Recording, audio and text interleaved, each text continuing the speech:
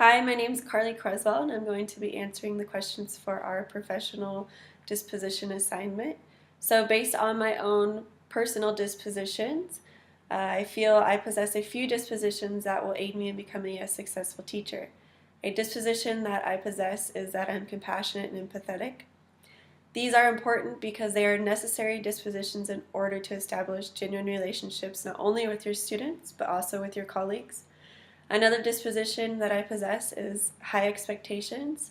This means that I believe in each one of my students' ability to succeed and provide realistic expectations in order for them to achieve them. Lastly, I am passionate about teaching and I am dedicated to becoming the best teacher I can become for myself and for my students. I truly believe education is what can change the world because as teachers we are helping shape the minds of our future generation. Because of that, I'm always seeking ways to be a more effective teacher in order to better serve my students, my community, and myself. With all that being said, there are still dispositions that need work, such as time management. I struggle with this in my personal life, so I can imagine it being something that I struggle with in my first year of teaching. I know teaching takes a lot of time in class and also outside of class.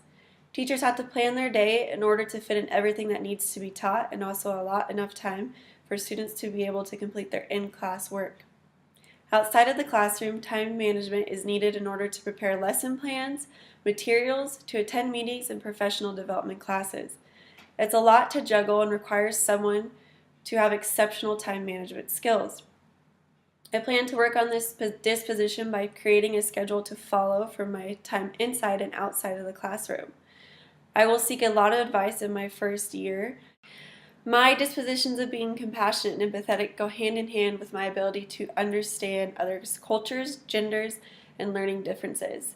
Because of these dispositions, I'm a very open-hearted person and accept people the way they are no matter what they bring to the table.